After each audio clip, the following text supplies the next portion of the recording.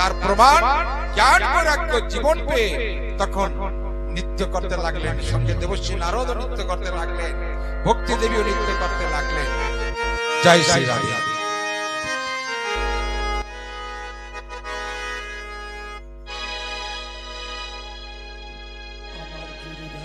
লাল নাচে শ্যাম গোপাল, বেশ রাধা রমন নাচে দিয়ে তাল। সকলে দাঁড়িয়ে নৃত্য করেন। আমার গিরিধারী লাল নাচে শ্যাম গোপাল, রাধা রমন নাচে দিয়ে তালে তাল।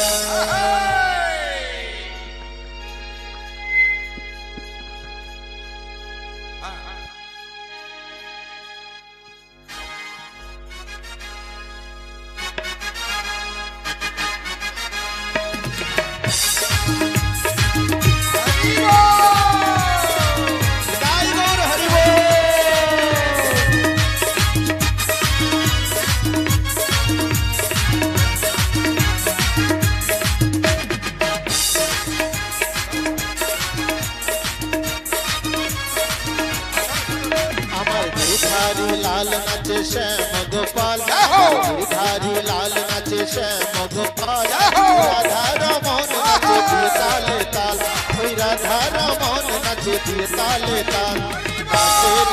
नाचे रे नंद दुलाल, नाचे रे नंद दुलाल।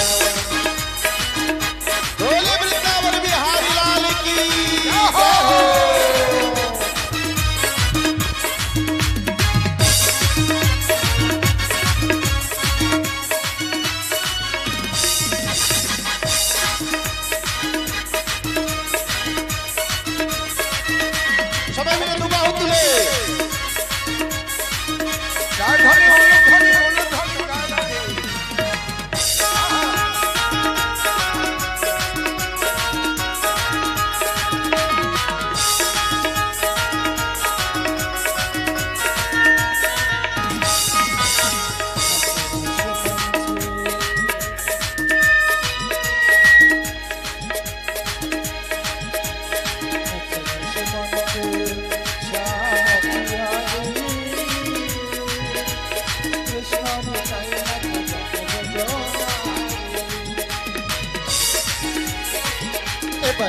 रस मंडे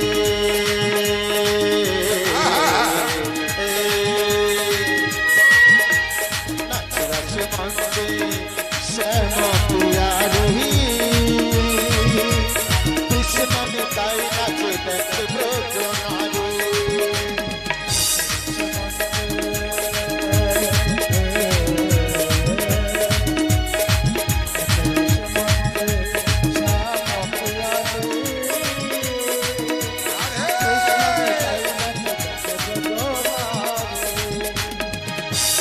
कमल मयूरी नाचे, कमल मयूरी नाचे, नाचे नाचे गोटे तेरा खा। नाचे रे नंद दुला, नाचे रे नंद दुला। नाचे रे नंद दुला।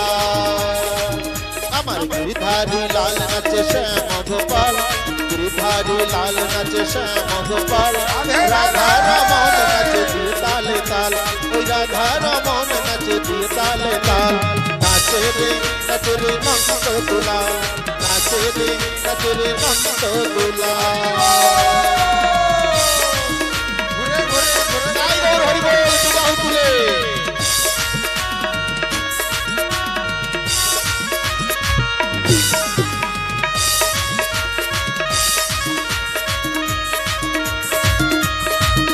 बोले राधा रमन लाल की जय हो।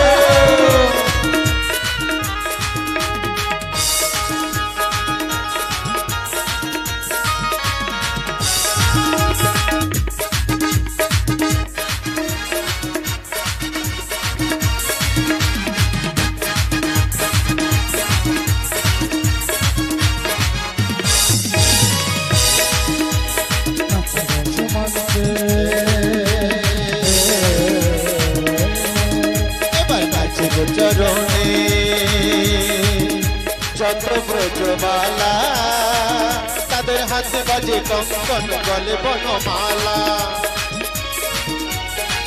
এবার নাচে গো চরণে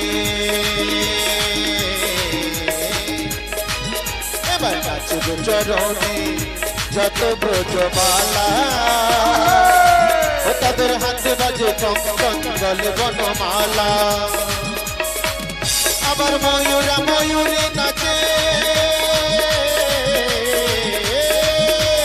ময়ূরা ময়ূরী নাচে ও নাচে ও নাচে গোপে রাখা নাচে রে নন্দ দুলাল নাচে রে নন্দ দুলাল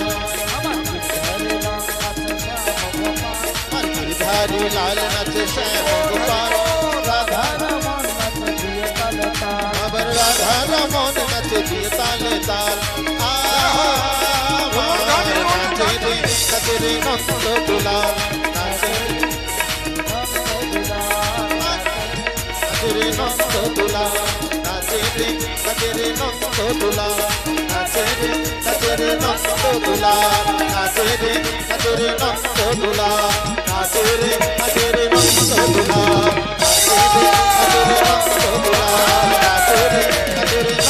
দুলাল নাচে রে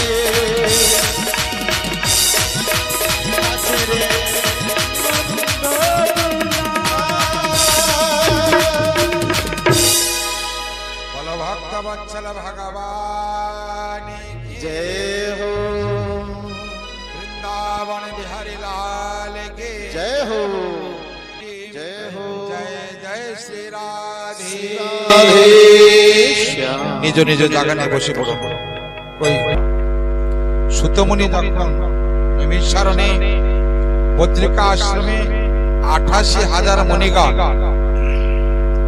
সমবেত হয়ে যখন এই ভাগবত কথা শ্রবণ করালেন জ্ঞান ভক্তি বৈরাগ্যকে তখন ঋষিগণ জিজ্ঞাসা করলেন সুতমুনিকে হে মুনিবার শ্রীমদ ভাগবতের এত শক্তি এত কৃপা মৃত মৃত জীব সঞ্জিত হয়ে তিনি জীবন পান বলছে হ্যাঁ বলছে এই তো তার চাক্ষুষ প্রমাণ পেলাম আর কি কোনো প্রমাণ আছে বলছে হ্যাঁ আছে তখন সুতমুনি বর্ণনা করলেন এবং ভক্তি দেবী দেবশ্রী নারদকে তখন জিজ্ঞাসা করলেন মুনিবার আপনার কৃপায় আপনি যে ভাগবত তত্ত্ব কথা শ্রবণ করাইছেন কীর্তন করাইছেন শ্রবণ করাইছেন এই ভাগবত কথা শ্রবণ করে আমার জ্ঞান বৈরাগ্য দীর্ঘদিন অচেতন অবস্থায় ছিল চেতন পেয়েছে তো এখন তো আমার সজ্ঞান হয়েছে কোথায় থাকবো বলুন কৃপা করে তখন সুতমুনি দেবশ্রী নারদ বললেন যে মা যেখানে ভাগবত কথা হবে সৎসঙ্গ হবে সেখানে তুমি বৈষ্ণবের হৃদয় ভক্তদের হৃদয় তুমি অধিষ্ঠান হয়ে থাকবে দেবশ্রী নারদ বললেন কাকে বললেন ভক্তি দেবীকে বললেন ভক্তি দেবী যখন বললেন এ দেবশ্রী নারদকে হে হে সন্ত হে সাধু আমার পুত্রগণ তো ভাগবত কথা শুনে জ্ঞান ফিরে পেয়েছে কোথায় থাকবো সেই জায়গাটা নির্ণয় করে বলো দেবশ্রী নারদ বললেন এ মা তুমি একমাত্র ভক্তের হৃদয় থাকবে এই ভক্তি দেবী কোথায় বসবাস করেন ভক্তের হৃদয় একনিষ্ঠ ভক্তি যার রয়েছে ভক্তি দেবী তার হৃদয় কণ্ঠস্থ হয়ে রয়েছে এই কথা বলার পরে তখন ঋষিগণ জিজ্ঞাসা করলেন হে মুনিবার আর কি কোনো প্রমাণ আছে যে এই ভাগবত কথা শ্রবণ করে তার মুক্ত হয়েছে বলে তখন সুতমুনি পূর্বের একটি ঘটনা তুলে ধরলেন কি ঘটনা দক্ষিণ অঞ্চলে দুন্দুবিদ্যা নদীর তীরে এক ব্যক্তি বসবাস করতেন নাম তার হচ্ছে আত্মদেব এক ব্রাহ্মণ তার পত্নীর নাম হচ্ছে ধুন্ধুকারী সুতমুনি বর্ণনা করছেন জ্ঞান ভক্তি বৈরাগ্যে যখন মুক্তি পেল মুনিগণ যখন জিজ্ঞাসা করলেন আরো কি কোনো প্রমাণ আছে যে এই ভাগবত কথা শ্রবণ করে তার মুক্ত হয়েছে কল্যাণ হয়েছে বলে তখন সুতমুনি বলে যে হ্যাঁ প্রমাণ আছে কি প্রমাণ বলে যে দক্ষিণ অঞ্চলে দ্বন্দ্ববিদ্যা একটা গঙ্গার তট রয়েছে সেই গঙ্গার তটে আত্মদেব নামক এক ব্রাহ্মণ বসবাস করতেন তার পত্নী হচ্ছে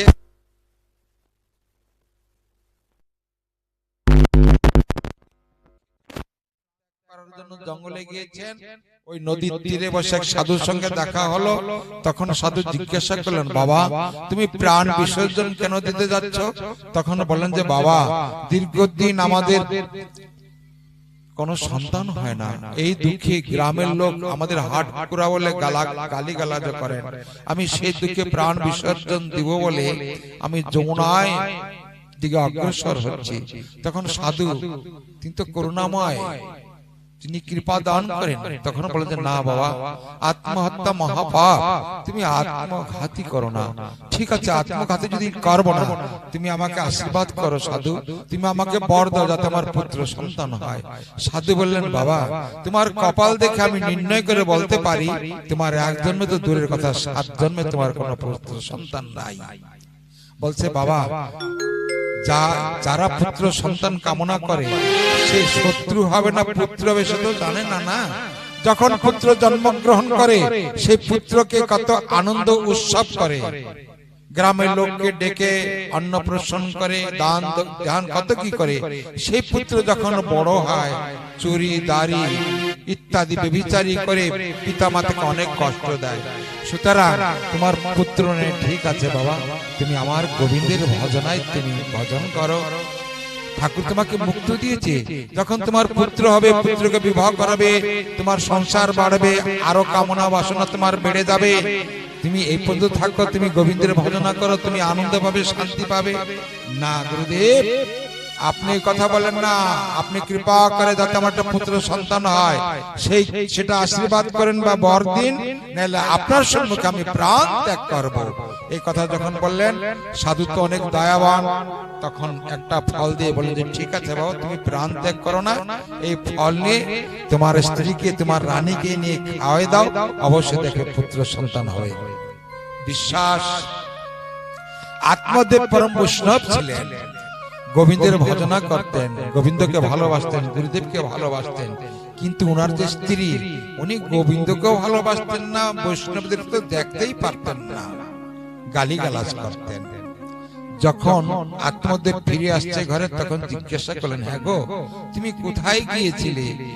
তখন বললেন আত্মদেব, দেখো আমি প্রাণ বিসর্জন দেওয়ার জন্য যমুনার তটে আমি গিয়েছিলাম, দেখলাম এক সাধু বসে রয়েছে, আমাকে জিজ্ঞাসা করলেন যে বাবা তুমি প্রাণ বিসর্জন কেন দিবে?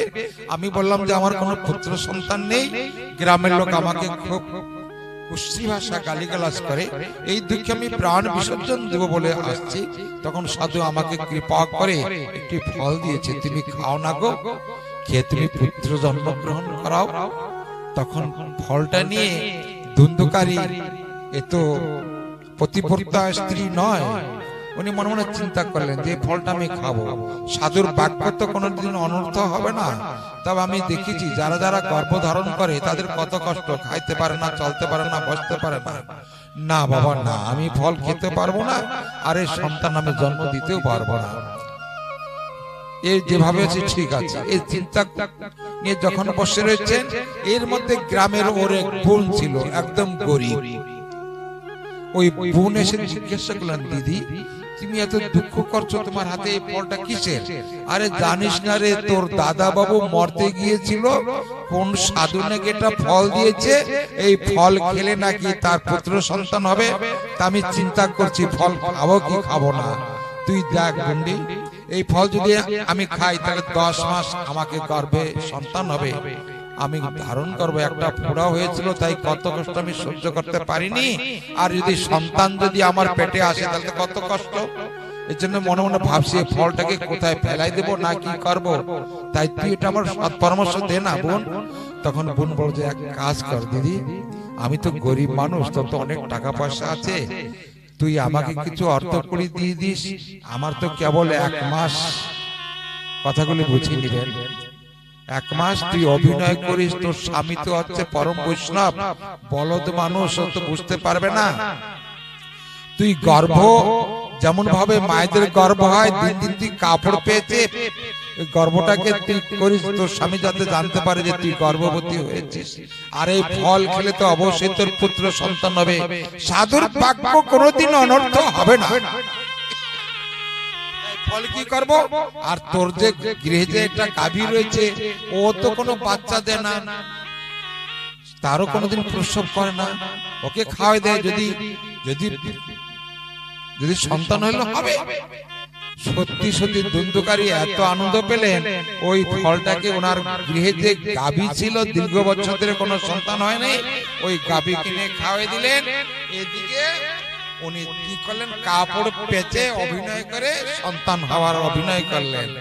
স্বামী দেখলেন, সাধু, ধন্য ধন্য সাধু, সত্যি তোমার অশেষ করুণা আমার প্রতি, আমার সহধর্মীর সন্তান হবে, আনন্দের সীমা নাই। দান ধ্যান করা আরম্ভ করলেন। আরে তোমরা শোনো শোনো, আমার দীর্ঘদিনের পরে সন্তান হবে, সাধুরা আশীর্বাদ করেছেন, আমাকে ফল দিয়েছেন, ফল খাওয়াইছে আমার রানীকে। গ্রামের লোক সকলে জানতে পারলো আত্মদেবের স্ত্রীর গর্ভে সন্তান আসছে, সন্তান হবে। ও মা, সত্যি সত্যি 10 মাস যে হয়েছে, সত্যি সত্যি ওর বোনের সন্তান হয়েছে। সন্তান হইলে পরে চুপে চাপিয়ে এনে দিদিকে দিলেন। দিদির কাপড় সরাই দিয়েছেন। আত্মদেব গুলো শুনছো গো, শুনছো, দেখো রাত্রে না সন্তান হয়েছে। ধুন্ধুকারী কোলে নিয়ে বসে রয়েছে। আত্মদেব এসে যখন দেখলেন সন্তান, আনন্দের সীমা নাই। সারা গ্রামে ঢোল পিটাই দিলেন। বড় লোক মানুষ তো, রাজা মানুষ, দান ধ্যান আনন্দ ফুর্তি কত কি করলেন। গোপনে গোপনে 5000 টাকা ওনার বোনকে দিয়ে দিলেন। বলেন, বোন তুমি গোপনে যে সময় তোমার দাদা বাবু থাকবে না, সে সময় এসে বাচ্চাটাকে তুমি দুধ খাওয়াই দেবে, ঠিক আছে? বলছে ঠিক আছে। চলো না, এর জন্য দেবচরিত্র নারী চরিত্রকে কখনো বিশ্বাস করতে নেই। নারী চরিত্র এবং দেবচরিত্র বোঝা বড় মুশকিল। আমাদের মালকানগিরি অঞ্চলে কয়েকটা মাই 2-3টা বাচ্চা রেখে আরেকজনের সঙ্গে চলে গেলেন। কি অবস্থা! মানে সেও নারী, অবশ্য সব নারী না। দেখুন তাদের চরিত্রটা কত ভালো। স্বামীর ঘর করেছে, 2টে বাচ্চা হয়েছে, সে বাচ্চাকে রেখে আরেকজনের সঙ্গে চলে গেলেন। কত সুন্দর চরিত্র, কি অভিনয়! এর জন্য দেব চরিত্র এবং নারী চরিত্র বোঝা বড় মুশকিল। শাস্ত্র সিদ্ধান্ত, শাস্ত্র বললেন আত্মদেবের সীমা নাই, আনন্দের সীমা নাই। আহা হা, পুত্র এসেছে, আসলে তোর পুত্র না, সুতমণি বর্ণনা করলেন ভাগবত কথা। দেখতে দেখতে বালক সাবালক হলো, হাম্বাগুড়ি দিল। দেখতে দেখতে 9 বছর 10 বছর হলো। যে 9-10 বছর হয়েছে, বিড়ি টানা আরম্ভ করেছে, গাঁজা খাওয়া আরম্ভ করেছে, অসৎসঙ্গ পাল্লায় পড়েছে। কারণ ওই যে বিষটা যে ছিল, ওই বিষটা অসৎ বীজ ছিল, কুবীজ ছিল। ওই যে বিষটা বুঝে নিবেন শাস্ত্রের কথা।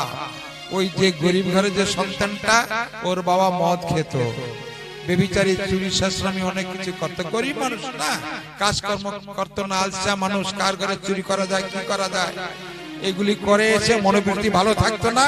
রাত্রেবেলা যখন ওই সঙ্গ করত, তার থেকে বীজ পতন হই, ওই বীজের থেকে সন্তান জন্ম করেছে। এর থেকে আর বেশি ভাঙে কিছু বলবো না, আপনারা বুঝে নেবেন। তাহলে বীজটা যদি ভালো হয়, গাছটাও ভালো হয়। বীজটা তো ভালো না, না? কি সুন্দর উপদেশ দিচ্ছেন ভাগবত শাস্ত্র কথা। এখন যেই 10 বছর হয়েছে, স্কুলে পাঠাইছে আত্মদেব, স্কুলে ভর্তি করে দিয়ে দিয়েছে। কোন সময় যে স্কুল থেকে পালিয়ে গিয়ে ওই গাঁজা খাওয়া, মদ খাওয়া, এক পার্টি রয়েছে না, স্কুলে যায় না। স্কুলের নাম নিয়ে ঘর থেকে বেড়ে যায়, কিন্তু স্কুলে যায় না। কোথায় যায়? তাস খেলতে, জুয়া খেলতে, ইত্যাদি ইত্যাদি। ওই বেবিচার করা আরম্ভ করলেন। মাস্টারকে বলছে, মাস্টার মশাই, যেদিনকে বললেন, কিরে তুই কোথায় যাস? আজকে প্রায় 1 মাস হলো তুই স্কুলে আসিস না। বলছে, আমি স্কুলে আসি চাই না আসি, আমার বাবা বড় লোক। আমার বাবাকে যদি নালিশ করো মাস্টার, তাহলে তোমার কিন্তু পাথর খাই দিয়ে মাথা ফেটে ফেলবো। মাস্টারকে দাবড় দিচ্ছে। মাস্টার চুপ চুপ, এ যেমন দুষ্ট ছেলে, পাথর খাই দিয়ে আমার মাথা ফাটিয়ে দিতে পারে। এজন্য মাস্টার কিছু বলে না। একদিন কই পথে যাচ্ছে, তখন আত্মদেব জিজ্ঞাসা করলেন, মাস্টার মশাই বলে কি, আমার যে ধুন্ধুকারী, আমার যে সন্তান স্কুলে যে ভর্তি করে দিয়ে দিয়েছি, সে কেমন পড়াশোনা করেছে? তখন বলছে, কি বলবো দুঃখের কথা মহাশয়, আপনার ছেলে তো স্কুলে আসে। ধুন্ধুকারী ছেলে যখন হয়েছে নামকরণ কি করলেন? গোকর্ণ। না না, ধুন্ধুকারীর ছেলের নাম হচ্ছে কি? এ তো ধুন্ধুকারী, আর ধুন্ধুকারীর ছেলের নাম করেছে ধুন্ধুলি। ধুন্ধুলির ছেলের নাম ধুন্ধুকারীর ছেলের নাম ধুন্ধুলি। এই নামকরণ করলেন।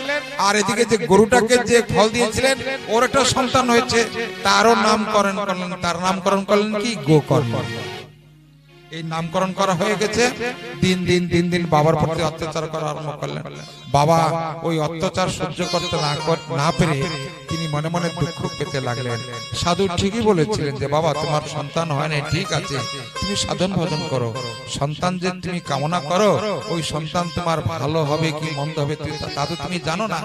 যদি ভালো হয় তাও তোমার ভাগ্য, আর যদি মন্দ হয় তাহলে তোমার দুঃখের শেষ থাকবে না বাবা। আর তোমাদের সাধুর কথা মনে চিন্তা করলেন। সাধু তো আমাকে চেতনাবাণী দিয়েছিলেন, কিন্তু সাধুর কথা আমি শুনি নাই বলে আজকে আমার এই দুঃখ। এই সাধুর কথা আমি শুনছি না, মানছি না, তাই আমার এই দুঃখ। যারা যারা এই সাধুর কথা শুনছে তাদের মনের ভিতরে কোনো দুঃখ নাই, কোনো জ্বালা নাই। যদি বা থাকে দুঃখ জ্বালা সব মিটে যায়। এই হচ্ছে মহাসাধু। আমি সাধু না, এই ভাগবত হচ্ছে মহাসাধু। এর কথা মেনে যারা যারা চলে সে সংসারে শান্তি হবেই হবে, অশান্তি কোনদিন তার সংসারে প্রবেশ করবে না। বলো নিতাই গৌরে প্রেমানন্দে হরি বল, জয় জয় শ্রী রাধে। একদিনকে তো বাবার প্রতি তো আঘাত করলেন। বাবাকে বললেন বাবা আমাকে 10,000 টাকা দাও। বলছে কেন? আরে কেন কি? তুমি আমাকে টাকা দাও, আমার টাকার দরকার আছে। আরে কি করবি? আর আমি যা করি তুমি আমাকে দাও। বাবা যখন টাকা দিতে রাজি হলো না, ধাক্কা মারে ফেলে দিয়ে ওনার পকেটে যে চাবি ছিল চাবি নিয়ে ট্রাঙ্ক থেকে খুলে 20,000 টাকা নিয়ে গেছে। বাবা দুঃখে চোখের জল ছেড়ে কত দুঃখ পেলেন। এ কপাল, এ কি হলো? এ কি কুলাঙ্গার পুত্র জন্ম গ্রহণ করেছে। এতে পুত্র ছিল না, একদিকে ভালো ছিল। কোন কোন গৃহস্থের যদি পুত্র যদি কুপুত্র জন্ম গ্রহণ করে সে পিতা মাতার দুঃখের শেষ থাকে না। তাই আমি এই অসিত মাকে আমি কালকে বলছিলাম, মা সত্যিকারে তোমার গর্ভটা ধন্য মা, তুমি এমন পুত্র জন্ম গ্রহণ করাইছো ভূমণ্ডলে। দেখো মা এবং ছেলে, ছেলে ভাগবত আয়োজন করছে, মা বসে ভাগবত কথা শ্রবণ করছে। কে করতেছে কথা? আমার ছেলে, তার আনন্দে বুক ভরে যাচ্ছে। আর কত মা বসে বসে কাঁদছে। সকালে আমার ছেলে বেরিয়ে গেছে, এখন পর্যন্ত ছেলে আসে নাই। যদি বা ছেলে রাত্র 12টার সময় আসে, চোখে দেখে না, মদ খেতে খেতে ঢুলতে ঢুলতে হাত পাও ভেঙে চুরমার করে তারপরে ঘরে ঢুকছে। মা বাবার দুঃখে কান্নায় আর কি দুঃখ, কি জ্বালা। আত্মদেব এই দুঃখে তিনি কি করলেন? গৃহত্যাগ করে তিনি সন্ন্যাস পথ নিয়ে বদ্রিকায় চলে গেলেন। আত্মদেব যেই গৃহত্যাগ করে চলে গেলেন, এদিকে ধুন্ধুকারী ঘরে রয়েছে মা একা। মার যত টাকা পয়সা ধন দৌলত যেখানে ছিল সে টাকা পয়সা নিয়ে জুয়া খেলে তিনি এই গ্রামের বাইরে 5টা বেশ্যাকে তিনি রাখলেন। যত ধন দৌলত টাকা পয়সা সব নিয়ে এই 5 জনকে দিলেন। অবশেষে বললেন যে মা তোমার যে গলার চেনটা রয়েছে না, ওই চেনটা দাও। কেন? তুমি দাও না। জবরদস্তি কেড়ে নিয়ে গেলেন। যে দিতে রাজি হলেন না, তখন মার চুলের মুঠকি ধরে একদম ঝুলে ফেলে দিলেন। কি অত্যাচার করলেন মার প্রতি। দিন দিন দিন দিন অত্যাচার করা আরম্ভ করলেন। তারপরে একদিন তো সেই মাকে কি করলেন? বাড়োয় মারে ফেললেন ধুন্ধুকারী। মাতৃঘাতী, কত পাপ। 5 জন বেশ্যাকে এনে ঘরের ভিতরে রাখলেন। মদ মাংস ইত্যাদি কত কি করে, যত সোনার সংসার ছারখার করে। লাস্টে কি করলেন? ওই 5 জন বেশ্যা যতদিন পর্যন্ত ওই তার অর্থ করেছিল, অতদিন ভালোবেসেছে। এই আরো অর্থকারী নেই, তখন তাকে কি করলেন? এদিকে সে আগুনের দলা দিয়ে মুখে দিয়ে তাকে মেরে ফেলে ওই কুয়ার ভিতরে ফেলে দিলেন। অপমৃত্যু হয়ে গেল সেই ধুন্ধুকারী। অপমৃত্যু হয়ে প্রেত যোনিতে জন্মগ্রহণ করলেন। এরে ভয় দেয়, ওরে ভয় দেয়। এদিকে গোকর্ণ মহারাজ কি করলেন? ভাইয়ের অত্যাচার দর্শন করে তিনিও সন্ন্যাস নিয়ে চলে গেলেন। বদ্রিকা আশ্রম, হরিদ্বার, ঋষিকেশ, বৃন্দাবন সব দিকে ভ্রমণ করে করে যখন শুনতে পেলেন যে বাবা মাকে তাড়িয়ে দিয়ে বাবা মাকে মেরে ফেলে বাবা চলে গেলেন সন্ন্যাস নিয়ে, মাকে মেরে ফেলেছে আমার ছোট ভাই, এবং আমার ভাইয়ের মৃত্যু হয়েছে, সোনার সংসার ছারখার হয়ে গেছে, অপমৃত্যু হয়ে সে প্রেতজনী প্রাপ্ত হয়েছে। তখন তিনি গয়া পিণ্ড দিলেন। গয়া পিণ্ড দিয়ে যখন গোকর্ণ দীর্ঘ 10 বছর পরে যখন গৃহে ফিরলেন, ফিরে যখন ওই গ্রামে ঢুকলেন, গ্রামে ঢুকে এক গৃহে যখন শুয়েছেন, তখন রাত্রে এসে তাকে ভয় দিয়েছে, বিকট মূর্তি ধরে। তখন গোকর্ণ তখন বলে, তুমি কে? বলছে, আমি তোমার ভাই। তাই? তোমার নামে তুমি পিণ্ড দিয়েছি। বলছে, তুমি পিণ্ড দিলে কি হবে দাদা? আমার মুক্ত হয় নাই। আমি এমন পাপ কাজ করেছি, এমন অপকর্ম করেছি যে তুমি পিণ্ড দিয়েছো, তাও আমার মুক্ত হয় না। তখন ধন্দুকারী, তখন গোকর্ণ মনে মনে চিন্তা করলেন যে আমার এই প্রেতজনকে মুক্ত করতে হয়, কি করতে হবে? তখন গ্রামের প্রাপ মানে যত সাধু সন্তগণকে সকলকে ডাকলেন, সকলকে ডেকে বিচার দিলেন, জিজ্ঞাসা করলেন, হে সাধু সন্তগণ, আমার ভাইয়ের অপমৃত্যু হয়েছে, আমি কি করলে পরে আত্মা কল্যাণ হবে? তখন যোগী ঋষি মুনি সাধু সন্ত সৎ পরামর্শ দিলেন, বললেন যে হে গোকর্ণ মহারাজ, আমরা শুনেছি পূর্বে জ্ঞান বৈরাগ্য অচেতন হয়েছিল। বদ্রিকা আশ্রমে 88,000 মুনি সুতমুনি ভাগবত কথা শ্রবণ করেছিলেন 7 দিন। তাই সে জ্ঞান বৈরাগ্য অচৈতন্য হয়ে গিয়েছিল। 7 দিন ভাগবত কথা শ্রবণ করে চৈতন্য পেয়ে তারা সাধন ভজনে আজকে তারা তীর্থ ভ্রমণে পর্যটন করার জন্য বেরিয়ে পড়েছেন। তোমার ভাই এই প্রেতাত্মা মুক্তিকে যদি করতে হয়, যদি কল্যাণ করতে হয়, তাহলে তুমি 7 দিবস কথা ভাগবত শ্রবণ করাও, অবশ্যই তোমার ভাই মুক্ত হবে। তখন গোকর্ণ মহারাজ কি করলেন? তিনি স্বয়ং ভাগবতের আয়োজন করলেন, নিমন্ত্রণ দিলেন সকলকে যে আমার ভাই এই প্রেত আত্মার জন্য 7 দিবস ভাগবত কথা আমি কীর্তন করব, আপনারা যেখানে আছেন সকলে আসবেন। নিমন্ত্রণ দিলেন। 7 দিন পর্যন্ত ভাগবত কথা এখানে আয়োজন করা হলো। গোকর্ণ মহারাজ নিজে ভাগবত কথা কীর্তন করলেন। এখন এই যে মুক্ত হবে কি করে জানা যাবে? এর জন্য 7 গিটওয়ালা বাঁশ একটা সাইডে রেখে দিলেন।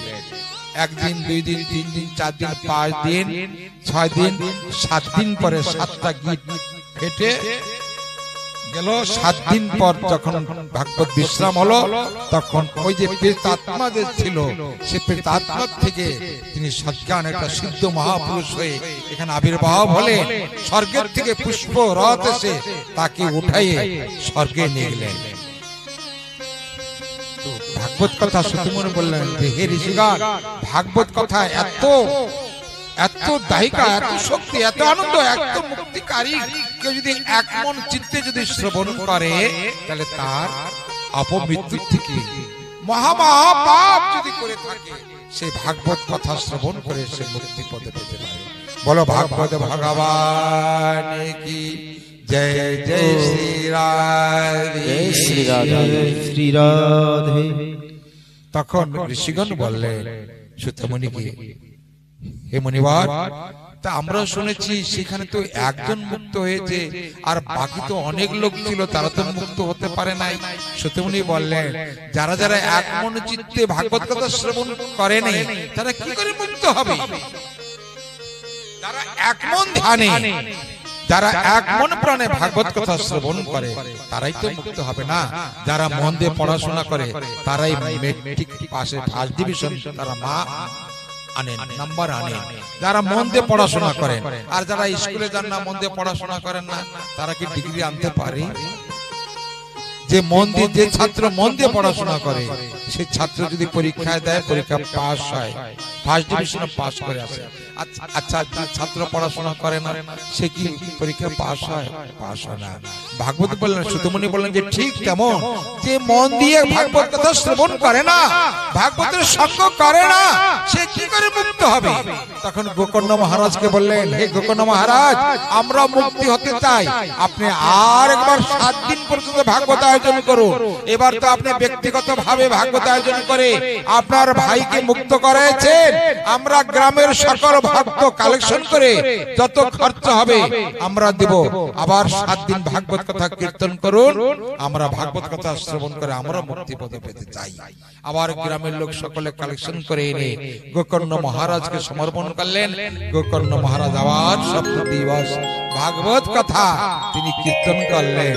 ওই ভাগবত কথা কীর্তন করে যে আগে যে ওদের ভুল ভেঙে গেছে, এবার সকলে এক চিত্তে এক মনে ভাগবত কথা শ্রবণ করলেন।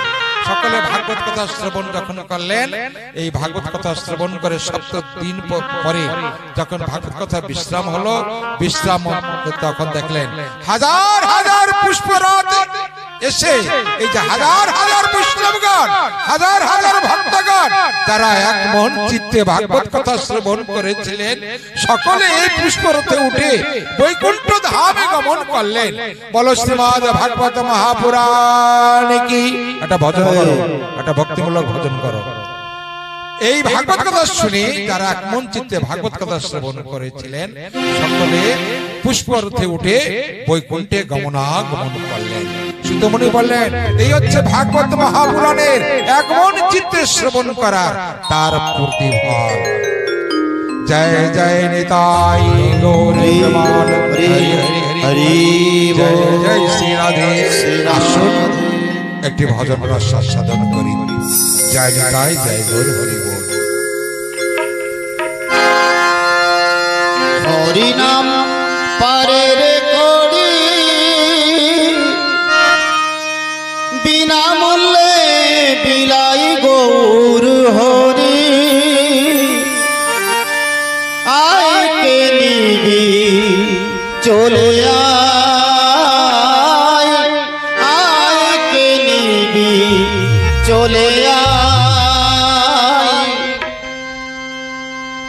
হরি নাম পারে রে করি বিনামূল্যে বিলাই গৌর হরি। আয় কে নিবি চলে আয়, আয় কে নিবি চলে আয়। এ নামের গুণে তোরে গেল, এ নামের গুণে তোরে গেল পাপি জগাই মাধাই। আয় কে নিবি চলে আয়, আয় কে নিবি চলে আয়। হরি নাম পারে রে করি বিনামূল্যে বিলাই গৌর হরি। আয় কে নিবি চলে আয়, আয় কে নিবি চলে আয়।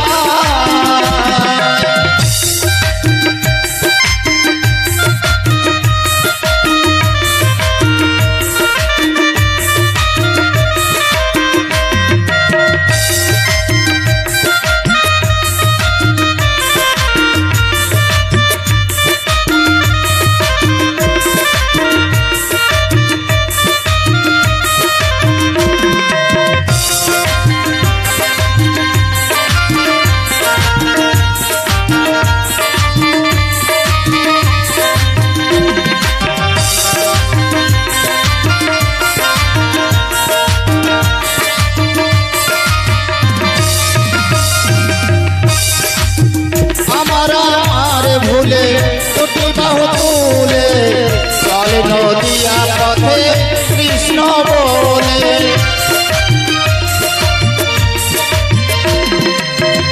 আমার আমার ভুলে দুটি বাহু তুলে চল নদিয়া পথে কৃষ্ণ বলে। এ নামের গুণে তোরে গেল, এ নামের গুণে তোরে গেল পাপি জগাই মাধাই। আয় কে নিবি চলে আয়, আয় কে নিবি চলে আয়।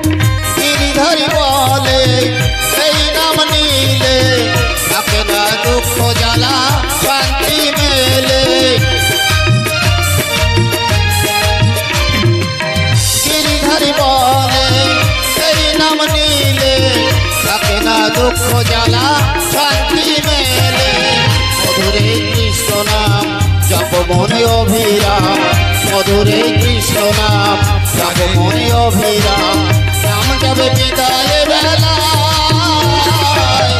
আয় কে নিবি চলে